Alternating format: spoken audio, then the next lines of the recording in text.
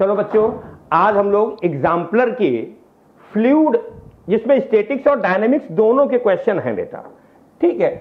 तो कर लेते हैं, एक छोटा सा चैप्टर है आपके फिजिक्स में, और मे भी एक आधा क्वेश्चन मिल जाए आपको, तो आप इसको देखो और रिवाइज करो, अपने कॉन्सेप्ट को रिवाइज करो।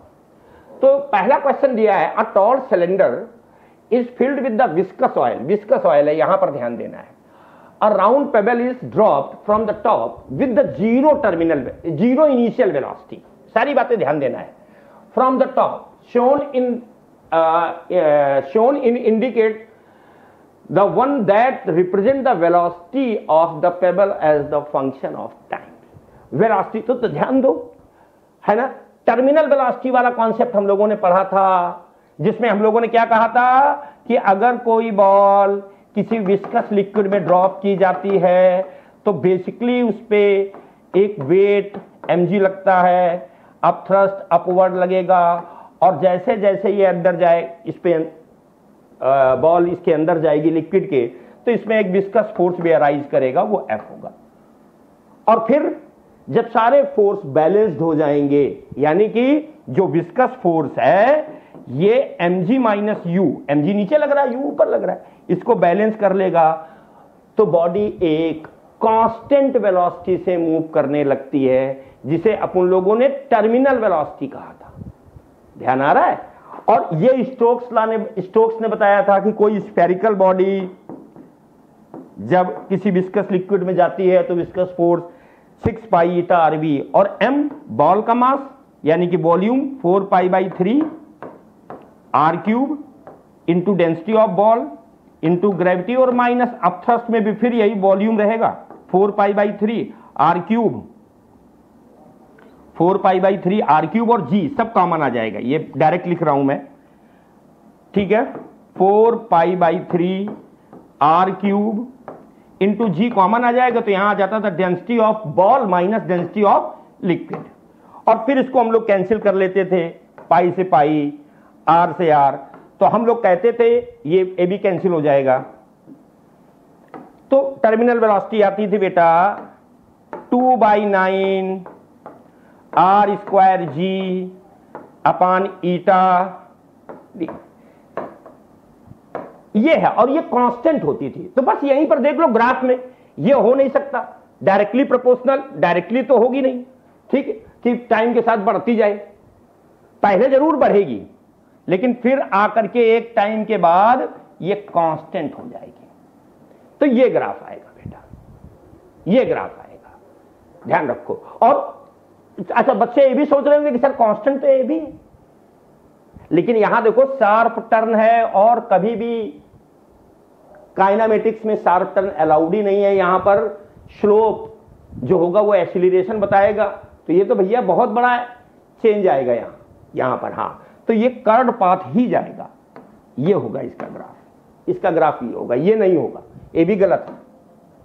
हमने क्या बताया, जब विस्कस लिक्विड में बॉल को ड्रॉप करोगे, सिंपल सी बात है, पहले बिकॉज ऑफ ग्रेविटी उसकी वेलोसिटी बढ़ेगी, जैसे जैसे वेलोसिटी बढ़ेगी विस्कस फोर्स बढ़ेगा, और एक टाइम ऐसा आएगा जब ये विस्कस फोर्स नेट फोर्स को बैलेंस कर लेगा, बॉडी एक कांस्टेंट वेलोसिटी से मूव करने लगेगी, उसको हम लोग टर्मिनल वेलोसिटी कहते हैं। ग्राफ इसका ये है, ठीक है।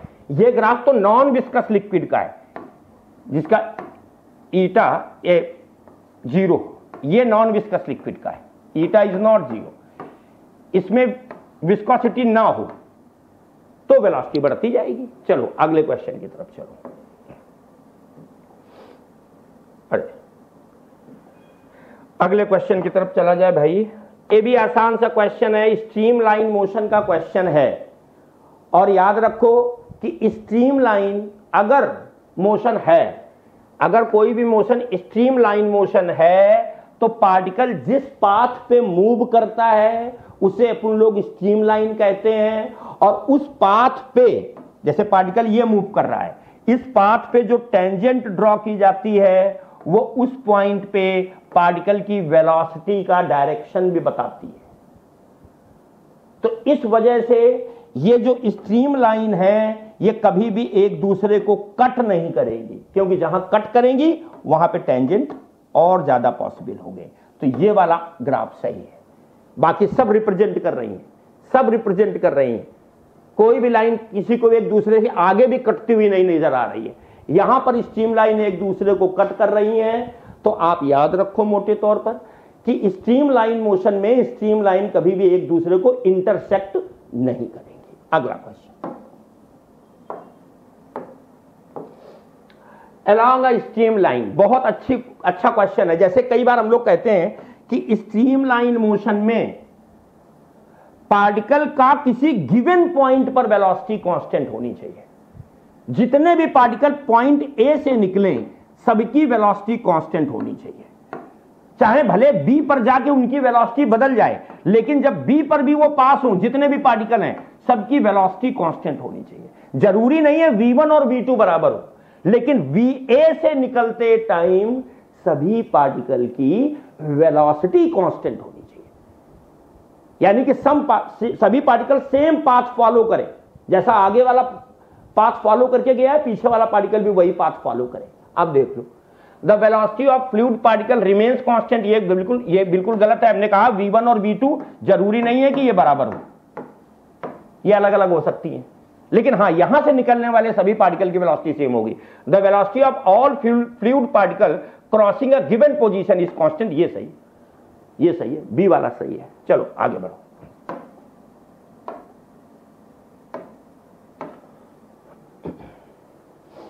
An ideal fluid flows through a pipe of a circular cross section made of the two sections with the diameter this and this, the ratio of the velocity in the two pipe. देखो, अब यहां पर एक चीज इनको कह देनी चाहिए थी, हालांकि उन्होंने कहा है ना आइडियल फ्लूइड स्ट्रीमलाइन मोशन में भी होता है, तो A1 V1 is equal to होगा A2 V2। Principle of continuity, conservation of mass पे डिपेंड करता है। तो velocity V1 upon V2 is equal to हो जाएगा अंडर रूट A2 अपान A1, और A2 हो जाएगा अंडर रूट, डायमीटर दिया है तो पाई D2 square by 4 upon pi D1 square upon 4 से 4 कैंसिल, पाई से पाई कैंसिल, तो यह आ जाएगा D2 अपान D1, V1 अपान V2 आएगा। क्या आ जाएगा? ये अंडर रूट कहां से लगा दिया भाई मैंने, क्या कर रहे हो भाई, अंडर रूट कहां से आ गया? V1 अपान V2 बताना है, वेलोसिटी इन 2 पाइप, तो ये आएगा A2 अपान A1।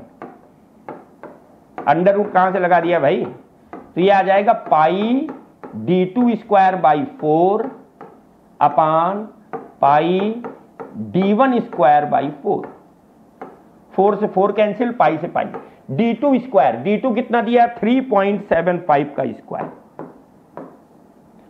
और 2.5 का स्क्वायर। इसको बेटा सॉल्व कर लो तो ये 1.25 के आसपास आएगा। 1 यहां से जाएगा तो बचेगा कितना? 12, 1 पॉइंट समथिंग के आसपास आएगा बेटा।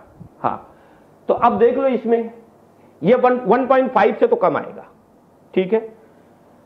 इसको जल्दी से सॉल्व कर लो, इसको सॉल्व कर लोगे तो इसमें से आंसर मिलेगा। मेरे को याद आ रहा है, जो रेशियो आएगा निकाल ही लो ना, उसमें क्या फर्क पड़ता है। कैलकुलेट कर लेते हैं अपन लोग कैलकुलेटर से, कितना आएगा? तो ये आ जाएगा बेटा 3.75 डिवाइडेड बाई 2.5 और मल्टीप्लाइड बाई 1.5, तो 2.25 के आसपास आएगा। ये आ रहा है बेटा, सॉरी ये आ रहा है 2.25। अब यहां पर ऐसा कोई आंसर नहीं दिया है। 9/4 की जो वैल्यू है ए भी बेटा 2.25 होती है, इसलिए आंसर ए सही है। इसका कौन सा आंसर सही है बच्चा? इसका आंसर ए सही है, ठीक है। चलो अगला क्वेश्चन देखो। अगला question, the angle of contact at the interface of water glass, बेटा कैपिलरी का क्वेश्चन है। वैसे एंगल ऑफ कांटेक्ट का भी क्वेश्चन आप कह सकते हो इसे, हाँ एंगल ऑफ कांटेक्ट का ही है। Water glass is 0, ethyl alcohol और glass is also 0, mercury and glass is 140 और क्या लिखा है, methyl iodide, और glass is 30 degree. A glass capillary is put in through a containing one of these four liquid. It is observed that meniscus is convex. देखो बेटा याद रखो, angle of contact तो तुम्हें याद ही होगा, तीन तरीके के सरफेस होती हैं, और एंगल ऑफ कांटेक्ट के बारे में हम बता दें, एक सरफेस ऐसी होगी, एक ऐसी होगी, और एक फ्लैट भी होती है। ठीक, एक फ्लैट भी होती है। तो ये जो सरफेस है, एंगल ऑफ कांटेक्ट क्या है कि एक टेंजेंट आप ड्रॉ करो लिक्विड की सरफेस पे, और एक टेंजेंट जहां पे लिक्विड और कंटेनर का इंटरफेस है उसमें इनसाइड द लिक्विड ड्रॉ करो, तो इस एंगल को कहते हैं एंगल ऑफ कांटेक्ट। जिनमें angle of contact less than 90 degree है वो हमेशा कॉनकेव सरफेस लेंगे, और ये कैपिलरी में राइज भी करेंगे, और ये जो कंटेनर है उसकी सरफेस को वेट भी करेंगे, भिगोएंगे भी। जिसमें एंगल ऑफ कांटेक्ट बेटा मोर देन 90 डिग्री है, इनमें जो है कॉन्वेक्स सरफेस होगी, मेनिस्कस सरफेस जो है ना कॉन्वेक्स होगी, ये कभी भी कैपिलरी में राइज नहीं करेंगे और कंटेनर को वेट भी नहीं करेंगे। ये एक स्पेशल केस है बेटा, सिल्वर और वाटर के केस में एंगल ऑफ कांटेक्ट 90 डिग्री होता है। तो फिलहाल तो यहां आंसर मरकरी वाला हो जाएगा, समझ लो, क्योंकि मरकरी में उन्होंने मोर देन 90 डिग्री एंगल दिया है, 140 दिया है। ठीक है,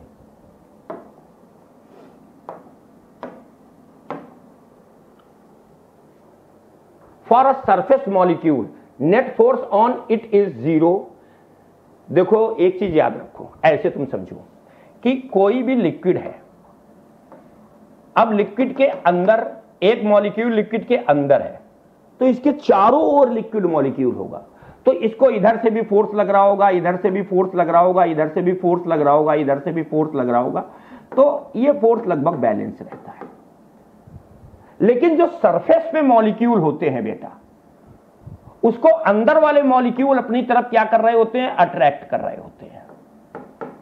अंदर वाले मॉलिक्यूल अपनी तरफ अट्रैक्ट कर रहे होते हैं, तो और ऊपर कोई फोर्स है नहीं, ऊपर कोई मॉलिक्यूल है नहीं, तो इन सारे फोर्सेस का जो रिजल्टेंट होगा वो कहीं बीच में आता है।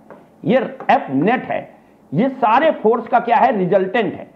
एक बॉडी पर कई सारे फोर्स लग रहे हैं तो उनका रिजल्टेंट कहीं बीच में आएगा, तो ये डाउनवर्ड क्या आता है, इन सारे फोर्सेस का एक रिजल्टेंट। तो जो सरफेस पे मॉलिक्यूल होते हैं उन पे एक नेट डाउनवर्ड फोर्स लगता है, और इसी वजह से जो लिक्विड सरफेस होती है वो स्ट्रेस्ड मेम्ब्रेन की तरह काम करती है, और इसी वजह से जो ये मॉलिक्यूल होते हैं इनके पास एक एडिशनल एनर्जी होती है, स्ट्रेस्ड मेम्ब्रेन में जैसे होती है, जिसे हम लोग सरफेस एनर्जी कहते हैं। ठीक है बेटा, तो अब देखो क्या है, there is a net downward force, बिल्कुल सही है।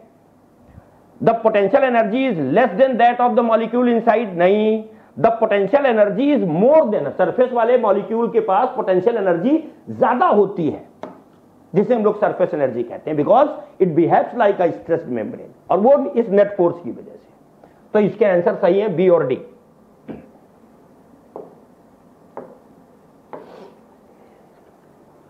Pressure is a scalar quantity, बिल्कुल सही है, स्केलर क्वांटिटी है। कुछ लोग टेंसर बोलते हैं, टेंसर रैंक इसकी 0 है। It is the ratio of force to area and both force, नहीं। It is the ratio of the magnitude of force to area, नहीं। It is the ratio of the component of force normal to the area, force per unit, perpendicular force per unit area लेते हैं। तो यह सही है कि हमने already उसमें डायरेक्शन फिट कर दिया है कि यह हमेशा परपेंडिकुलरली एक्ट करेगा सरफेस पे, हमेशा परपेंडिकुलरली एक्ट करेगा सरफेस पे, that's why it is a scalar quantity. और डी ऑप्शन कह रहा है it does not depend on the size of the area, बिल्कुल जो हम लोग पढ़ते थे पैराडॉक्स कि अगर ये एरिया है बॉटम का, यहां तक h हाइट तक लिक्विड भरा है,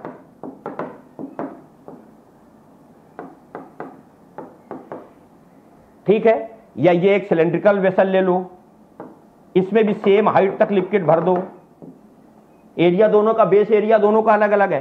कंटेनर आप ऐसे ले लो, सेम हाइट तक लिक्विड भर लो, तो सब में प्रेशर सेम होता था। जो यहां पर प्रेशर होगा P1 वही P2 होगा, वही P3 होगा। तो क्रॉस सेक्शनल एरिया जो चूजन एरिया है उस पे अपने को यही तो कह रहा है, it does not depend on the size of the area chosen. ठीक है ना। इन तीनों में हाइट ऑफ लिक्विड कॉलम पर डिपेंड करेगा, नेचर ऑफ लिक्विड पर डिपेंड करेगा, ग्रेविटी पर डिपेंड करेगा। ठीक है ना। तो फोर्थ ऑप्शन भी करेक्ट है बेटा। P = SdG होता है ना। क्वेश्चन नंबर 8 में देखो बच्चों, कह रहा अ वुडन ब्लॉक, ये एक ब्लॉक है, block with a coin placed on its top floats in a water as shown in figure, the distance L, ये डिस्टेंस L है, L मतलब जितना ब्लॉक अंदर है, और H लिक्विड की हाइट है। ठीक, in the figure after some time the coin falls into the water. देखो अभी क्या होगा बेटा, जो इफेक्टिव वेट है कैपिटल mg, और अपथ्रस्ट ऊपर लग रहा होगा, और जब ये फ्लोट कर रहा है तो mg बराबर u होगा। जब फ्लोट कर रहा है तो mg बराबर u होगा। अब जैसे ये कॉइन इस लिक्विड में गिरेगा तो m की वैल्यू कम हो जाएगी, ये फोर्स कम होगा, ये तो उतना ही रहा, तो फिर बॉडी के ऊपर एक नेट फोर्स आ जाएगा u - m-g, और m' की वैल्यू कम हो गई है। तो यानी कि ये फोर्स ज्यादा है। सुन लो, जैसे ये कॉइन लिक्विड में गिरेगी, पहले तो दोनों बैलेंस थे, ये कॉइन लिक्विड में आई तो जो इफेक्टिव वेट था यहां वो कम हो गया, अब थ्रस्ट तो उतना ही लग रहा है ऊपर की तरफ, तो एक नेट फोर्स किधर लगेगा, ऊपर की तरफ। किस पर, ब्लॉक पर। इस वजह से ये ब्लॉक ऊपर मूव कर जाएगा। ब्लॉक ऊपर मूव करेगा तो L डिक्रीज कर जाएगा। पहली बात हो गई। अब दूसरी बात आओ और देखते हैं। फिर उसने कहा H बढ़ेगा या घटेगा, इसकी भी बात कर लेते हैं। मान लो पहले कंडीशन में वॉल्यूम V1 डिस्प्लेस हुआ है। सुनना, ऐसे करो, जब ये कॉइन पानी में गिरा या लिक्विड में गिरा तो ये कॉइन कितना वॉल्यूम लिक्विड का डिस्प्लेस करेगा, अपने खुद के वॉल्यूम के बराबर। व्हेन कॉइन फॉल्स, जब ये गिरा, इट डिस्प्लेस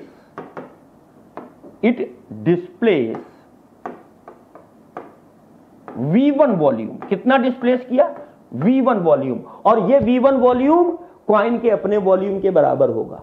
ये V1 वॉल्यूम कॉइन के अपने वॉल्यूम के बराबर होगा। ठीक, बात समझते जाना। अब जब कॉइन ब्लॉक के ऊपर था, when coin placed on the block,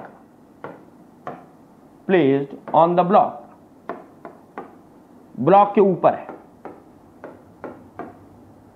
suppose इसने V2 वॉल्यूम कॉइन की वजह से V2 वॉल्यूम डिस्प्लेस हुआ। Suppose on the block it displaced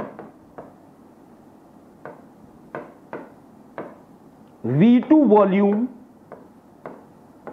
of liquid. इसने लिक्विड का V2 वॉल्यूम डिस्प्लेस किया, लेकिन ये V2 वॉल्यूम जब लिक्विड का डिस्प्लेस होगा तो जो total amount of liquid displace होगा वो किसके अमाउंट के बराबर होगा, वो कॉइन के अमाउंट के बराबर होगा। जब इस कॉइन पर, यहां पर तुम कॉइन रखोगे तो मान लेते हैं कि लिक्विड कितना डिस्प्लेस हुआ, V2 वॉल्यूम। फर्दर हम कह रहे हैं, पहले अगर अकेला ब्लॉक होगा तो उसका कुछ वॉल्यूम डिस्प्लेस रहा होगा, लेकिन जैसे ही कॉइन रखा तो फर्दर एक V2 वॉल्यूम लिक्विड का डिस्प्लेस हुआ। तो ये V2 वॉल्यूम जो लिक्विड का डिस्प्लेस हुआ, ये किसकी वजह से हुआ, लिक्विड के वेट की वजह से। तो ये दोनों डिस्प्लेस लिक्विड का वेट और कॉइन का वेट क्या हो जाएगा, बराबर। अब कॉइन का वॉल्यूम कितना था, V1, क्योंकि जब पानी में आएगा तो अपने वॉल्यूम के बराबर ही डिस्प्लेस करेगा। तो यहां लिखेंगे V1 d1 into G is equal to V2 d2 इंटू G, G से G कैंसिल। यानी कि बेटा V2 बराबर या V1 बराबर आएगा V2 D2 अपान D1। बहुत ध्यान से सुनो, क्योंकि D1 किसकी डेंसिटी है? क्वाइन की। तो क्वाइन की डेंसिटी लिक्विड से ज्यादा होगी, क्वाइन की डेंसिटी लिक्विड से ज्यादा होगी, यानी कि ये क्वांटिटी लेस देन 1 होगी, यानी कि V1 is less then V2 होगा। V1 is less then V2 होगा। और V1 कब है? जब ये अंदर है, यानी कि अंदर। अच्छा, बर्तन का एरिया तो चेंज नहीं हुआ, तो वॉल्यूम बराबर होता है AH1 less than AH2। Area से एरिया कैंसिल, यानी कि H2 ज्यादा है। जब क्वाइन H2 कब है? जब वॉल्यूम V2 डिस्प्लेस हुआ। और V2 कब डिस्प्लेस हुआ? जब क्वाइन यहां रखा है। तो जब क्वाइन रखा है उस समय की हाइट, जब क्वाइन पानी में आ गया उस समय की हाइट से कम है, यानी कि बाद में हाइट कम हो गई, यानी कि H भी डिक्रीज कर जाएगा। अच्छा क्वेश्चन था। L भी डिक्रीज करेगा, H भी डिक्रीज करेगा। अब मोटे तौर से याद रखो तुम लोग, इतना सॉल्व करना नहीं है नीट में। अगर क्वाइन लिक्विड में आएगा तो याद रखना कि ब्लॉक भी ऊपर जाएगा और पानी लिक्विड नीचे आएगा। ब्लॉक ऊपर जाएगा, लिक्विड नीचे आएगा, बस इतना याद रखना है। L भी डिक्रीज करेगा, H भी डिक्रीज करेगा। With increase in the temperature the viscosity, याद कर लो, गैसेस की विस्कोसिटी बढ़ती है। गैसेस की विस्कोसिटी क्यों बढ़ती है? क्योंकि जो लेयर्स हैं उसमें डिफ्यूजन बढ़ता है, रेट ऑफ डिफ्यूजन बढ़ जाता है, टेम्परेचर पर डिपेंड करता है। तो गैस की विस्कोसिटी बढ़ती है और लिक्विड की विस्कोसिटी घटती है, क्योंकि टेम्परेचर बढ़ाने पे जो कोहेसिव फोर्स है, जो कोहेशन है, वो कम होता है। तो याद रखो, लिक्विड की विस्कोसिटी घटेगी और गैस की विस्कोसिटी बढ़ेगी, यानी कि C और D। अगला question, streamline flow is more likely for the liquid. देखो, एक रेनॉल्ड नंबर भी हमने पढ़ा होगा, तो हमने पढ़ते हैं रो VD अपान ईटा। तो जो क्रिटिकल वेलोसिटी है, क्रिटिकल वेलोसिटी डायरेक्टली प्रोपोर्शनल होती है वीटा की। ये क्रिटिकल वेलोसिटी है एक तरीके से, जिसके बाद मोशन टर्बुलेंट हो जाता है। तो वेलोसिटी डायरेक्टली प्रोपोर्शनल है किसके? विस्कोसिटी के। जितना ज्यादा विस्कोसिटी होगी क्रिटिकल वेलोसिटी ज्यादा, और इनवर्सली प्रोपोर्शनल आ जाएगी किसके? डेंसिटी, रो के। यानी कि स्ट्रीमलाइन मोशन के लिए हाई विस्कोसिटी और लो डेंसिटी चाहिए। जितना ये कम उतनी ज्यादा। हाँ, तो याद रखो, अच्छा क्वेश्चन है कि लिक्विड की डेंसिटी कम होनी चाहिए और विस्कोसिटी ज्यादा होनी चाहिए। ये फ्लूइड स्टैटिक्स का क्वेश्चन है और अच्छा क्वेश्चन है। कह रहा two non mixing liquid of density rho and n rho, आया हुआ है, नीट का प्रीवियस ईयर क्वेश्चन है। और n ग्रेटर देन 1 है, यानी कि जो जिसका n ज्यादा है वो नीचे होगा, ये n रो वाला लिक्विड होगा, और इसके ऊपर जो लिक्विड होगा वो बच्चा रो वाला लिक्विड होगा। अब आगे बढ़ते हैं। Are put in a container, the height of each liquid is h। इसकी भी हाइट h है और इसकी भी हाइट h है। ठीक। A solid cylinder of length L and density D is put in the container. The cylinder floats with the axis vertically, ऐसे float कर रहा है, and length PL in the denser liquid। यानी कि जब इसको सिलेंडर को ऐसे डाला इसके अंदर,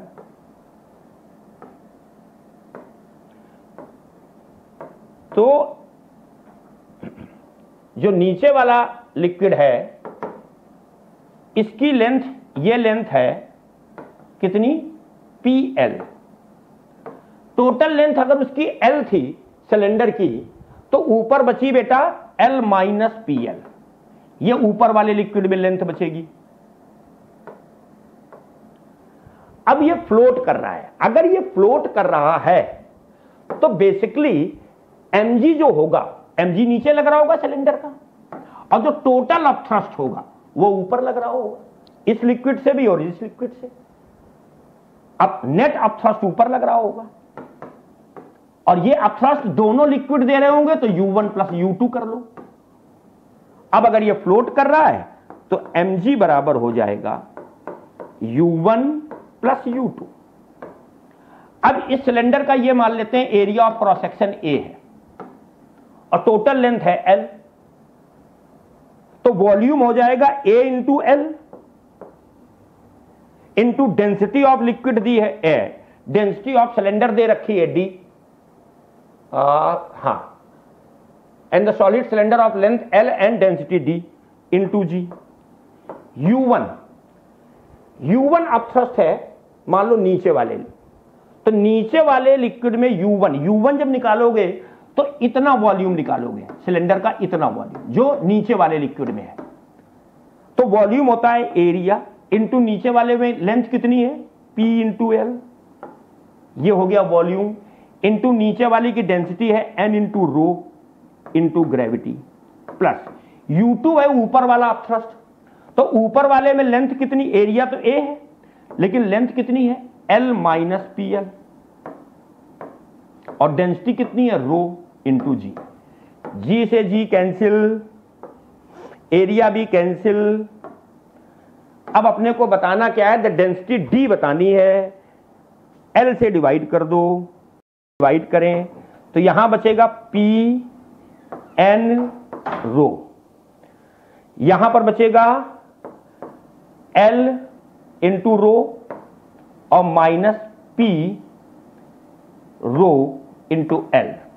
अच्छा भाई, अब हम कॉमन ले लें P, इन दोनों में P कॉमन है तो यहां से आएगा डेंसिटी D बराबर, सॉल्व कर लो बेटा, यहां से डेंसिटी D, इन दोनों में देखो P कॉमन है, P कॉमन ले ले तो बचेगा क्या, P कॉमन है और क्या कॉमन है, रो भी कॉमन है, और यहां भी L होगा, एक L छूट गया, ये L।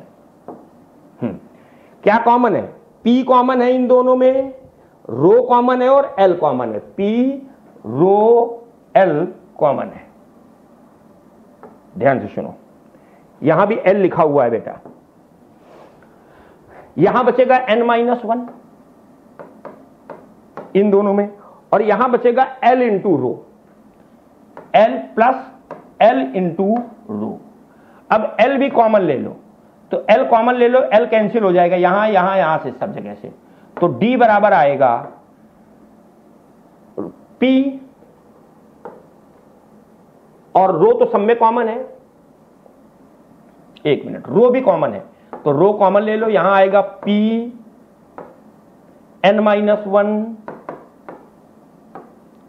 प्लस 1, यानी कि कौन सा ऑप्शन सही है, पहला ऑप्शन सही है, पहला ऑप्शन सही है।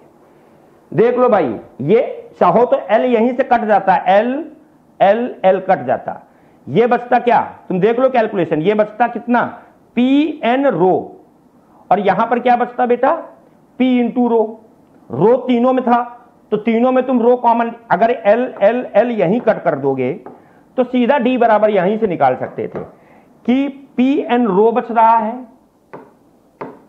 P N रो बच रहा है, प्लस रो बच रहा है, और माइनस P रो बच रहा है। रो भी कॉमन ले लो, रो भी कॉमन ले लो तो रो बाहर आ जाएगा, यहां से बेटा देखो क्या बचेगा, रो कॉमन ले लो फटाफट, और यहां से रो कॉमन लिया तो बचा P N माइनस 1, L तो कैंसिल ही हो चुका है भाई, नहीं रो है, हम